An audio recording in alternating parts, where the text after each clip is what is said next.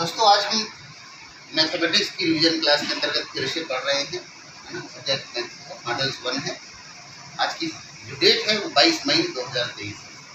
आप देखेंगे गणित प्रारंभ करने के पहले हम नंबर सिस्टम के अंतर्गत इन सभी संख्याओं के बारे में जानना पसंद करते हैं। ये संख्याएं क्या हैं।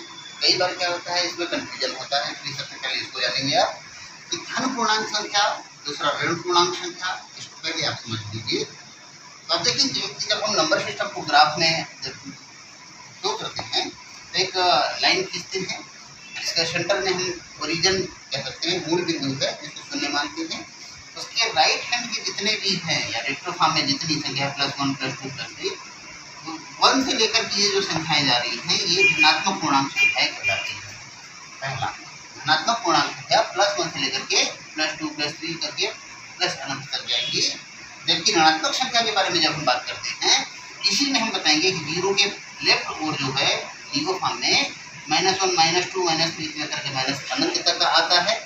इस प्रकार यहाँ से ये जो संख्याएं हैं ये ऋणात्मक संख्याएं कहलाएंगी। लेकिन जब हम बात करते हैं कि इसमें पूर्ण संख्या किसको कहते हैं, है ना, तो पूर्ण संख्या में हमको बतलाना पड़ता है कि जीरो के अलावा धनात्मक जितनी भी संख्या है वे 0 +1 +2 करके जो जाएगी राइट फॉर्म में, ये सभी संख्या कहलाती है पूर्ण संख्या, जिसको हम होल नंबर कहते हैं, ठीक है ना।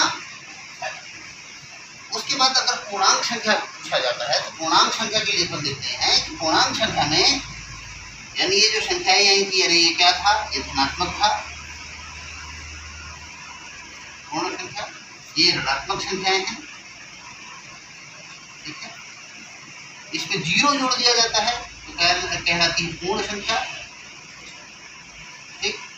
इस प्रकार आप चाहेंगे तो ये ना बोलते हुए कह सकते हैं पूर्ण संख्या में यदि ऋणात्मक संख्या को और जोड़ दिया जाए, यानी ऋण संख्या में को भी जोड़ दिया जाए, यानी शून्य के साथ पूरी धनात्मक संख्या कहलाती है पूर्ण संख्या, उसमें ऋणात्मक संख्या और जोड़ दिया जाए यानी ऋण 1 से लेकर के तो संपूर्ण संख्या जो होगी वो पूर्णांक संख्या कहलाएगी, ठीक है।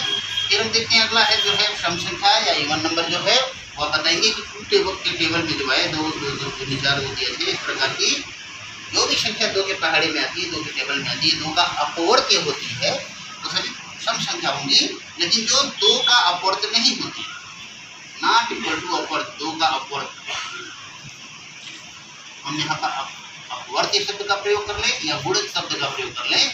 जो 2 के पहाड़ी में नहीं आती, 2 के टेबल में नहीं आती, 2 का अपवर्त नहीं होती, 2 का गुणज नहीं होती, वो विषम संख्या है।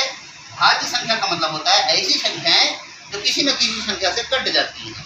जैसे अपन कहते हैं 14, तो कभी ये 2 से कट सकती है, 7 से कट सकती है, 14 से कट सकती है, 1 से कट सकती है, तो बहुत सारी संख्याओं से कट रही है। तो भाज्य संख्या किसी न किसी संख्या से कटेगी ही। जैसे मैं 21 की बात करता हूँ तो आप कहोगे सर 21 3 से कटती है, सबसे पहले तो 1 लिख दिया करें, 1 से कटती है, 3 से कटती है, 7 से कटती है और 21 से कटती है। इस प्रकार ये संख्या भाज्य संख्या होंगी, ठीक। लेकिन जब मैं अभाज्य संख्या की बात करता हूँ तो अभाज्य संख्या का मतलब होता है कि ऐसी संख्याएं जो 1 या स्वयं के पहाड़े में केवल कटती है। जैसे मैं कहता हूँ 1 के अलावा, 1 को छोड़ देना है इसमें, 1 के अलावा आप बताएंगे कौन सी ऐसी संख्या है, तो कहोगे 2 में 2 का या तो भाग होगा या 1 का होगा, 3 में 3 का केवल होगा या 1 का होगा, 5 में 5 का होगा या 1 का होगा। लेकिन 4 कहोगे ये सर 1 से भी जाएगा, 2 से भी जाएगा और 4 से, तो स्वयं से या 1 से अगर केवल जाता तो 4 अभाज्य संख्या होता। लेकिन ये 2 से भी जा रहा है, इसलिए क्या हो जाएगा, 4 क्या हो जाएगा, भाज्य संख्या है। 2 3 5 7 इस प्रकार की जो संख्याएं हैं जो स्वयं के पहाड़े में केवल आती हैं, ये भाज्य संख्या है। अब हमको देखना है ऐसी संख्याओं का युग्म या जोड़ा कह लीजिए। जैसे मैं यहाँ पर 2 और 3 कर रहा हूँ, ठीक है, 3 और 5 कर रहा हूँ, तो आप देखेंगे कि ये 2 ऐसी संख्याओं का योग है, माने ऐसी संख्या का युग्म है जिसमें 1 का पहाड़ा केवल जाता है या स्वयं का पहाड़ा जाता है। तो सहभाज्य यानी को प्राइम नंबर जो होता है उसका जोड़ा देखना पड़ता है कि इसका 1 के अलावा और किसी से भाग नहीं जाता है, ठीक है। परिमेय संख्या को आप देखेंगे कि इसका फॉर्म जो होता है p/q के रूप में होता है, यानी हमको देखना है p/q के रूप में होगा, ऊपर वाले को हम अंश कहते हैं, ये भिन्न के रूप में होता है। और कभी भी हमको बतलाना पड़ता है कि q = not 0, q है कभी भी 0 नहीं होना चाहिए। क्योंकि अगर क्यू 0 हो जाएगा यानी जिसका हर शून्य हो जाएगा, हर इक्वल टू शून्य हो जाएगा, तो ख हर कहते हैं, ख हर शून्य। खगोल विज्ञान से निकला हुआ है कि खगोल का मतलब होता है पृथ्वी, ब्रह्मांड जो कि शून्य होता है, अंतरिक्ष को अपन बहुत परम मैंने शून्य में सब कुछ समाहित है ना। जब भी हम सृष्टि की बात करते हैं, सृष्टि अनंत है, शून्य है, ऐसा करके बोला जाता है, तो आप देखेंगे जिसका हर जो है वो शून्य हो जाए तो उसको हम क्या कहते हैं, अंश बटे हर पी बाई क्यू। तो आप देखेंगे कि इसको क्या है, पी बाई क्यू के रूप में होता है। जैसे 3/5 यदि कहा जाए तो ये प्रीमियर संख्या है, 1/8 है, 3/11 है, क्योंकि ये एक दूसरे के टेबल में भी कट नहीं रहा है। हो सकता है अगर कोई पूछे कि 2/12 तो कहोगे सर ये अभी भी थोड़ा और उसको सिंपल किया जाए, 2 एकम 2, 2 के 12, 1/6, यानी उसको सिंप्लीफाई कीजिए, जितना कट सकता है उसको सरलीकृत फॉर्म में लाइए, तब आप देखेंगे कि वो पी बाई क्यू के सामने आएगा और यह परिमेय संख्या कहलाएगी।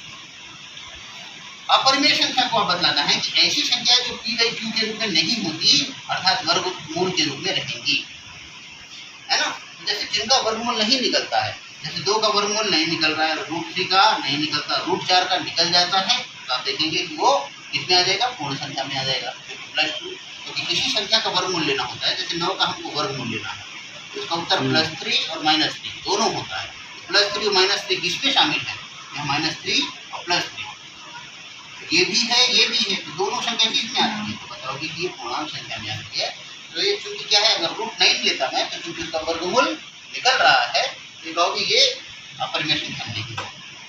इसी प्रकार आप बताएंगे कि जब परिमेय संख्या यानी पी बाई क्यू वाला प्लस रूट वाली जो संख्या है, दोनों संख्या जिसमें शामिल होती हैं वह वास्तविक संख्याएं कहलाती हैं। इस प्रकार आज आपने देखा कि किस प्रकार की जो संख्याएं हैं उनका क्या महत्व है, किनको क्या कहते हैं। अब इसका प्रयोग हम आगे की कक्षा में करेंगे। क्रमागत संख्या, क्रमागत संख्या में हमको देखना है कि कोई ऐसी संख्या जो लगातार आती है, जैसे पहली संख्या मान लीजिए 13 है, तो अगली हो जाएगी 14, फिर 15। इसका मतलब क्या है कि हम हमेशा +1 करते हैं अगली संख्या की ओर जाने के लिए, ठीक है। तो क्रमागत संख्या ऐसी होगी।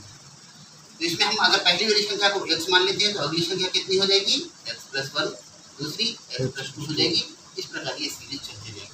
इतनी क्रमागत संख्या के बारे में पूछ रहा है कि क्रमागत 3 संख्या, क्रमागत 5 संख्या, क्रमागत 4 संख्या, तो जैसा प्रश्न देगा उसके हिसाब से बनाएंगे। फिर होता है क्रमागत सम संख्या।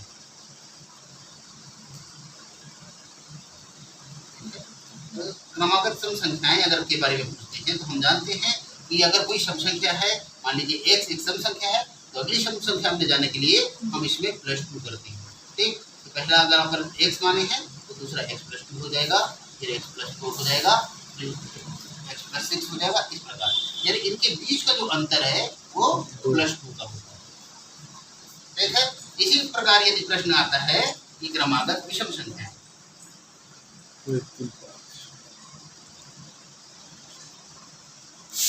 इसमें भी बताइए अगर पहली संख्या मान लीजिए x है, दूसरी x+2 हो जाएगी, अगर ये 1 है तो 1 में +2 करेंगे तो 3 आएगा, x+4 आएगा, यानी हमारा फंडा जो होगा अगली संख्या प्राप्त करने के लिए +2 ही होगा।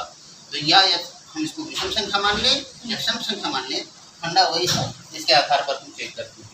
इसके बाद हम आगे का देखते हैं कि और क्या किया जा सकता है। तो आपने देखा है कि इसके बाद हमने पूछा कोई संख्या अभाज्य संख्या है या नहीं है। मान लीजिए 241 अभाज्य संख्या है या नहीं है, अगर एक प्रतियोगी परीक्षा में पूछा जाएगा आपसे कंपटीशन में, तो आप क्या कर देंगे, इसके बाद की जो पूर्ण संख्या आ रही है, जैसे 256, ठीक है, ये पूर्ण संख्या है, इसका तो कहोगे 16 का वर्ग है, ठीक। तो 16 से छोटी जितनी भी अभाज्य संख्या है उसको पहले जान लो। तो 2, 3, 5, 4, 11, फिर 13, ठीक है।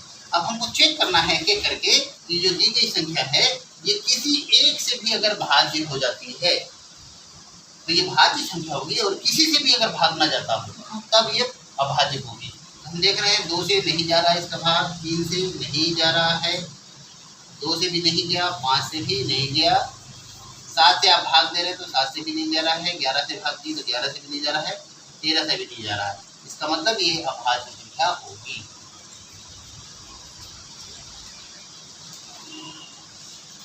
दूसरा एग्जाम्पल हम ले लेते हैं 137। तो 137 के बारे में जब मैं बात करता हूँ तो क्या ये अभाज्य संख्या है, तो आप देखेंगे कि इसके बाद की कौन सी ऐसी संख्या है जो पूर्ण संख्या है, तो आप देखेंगे 144 है ना।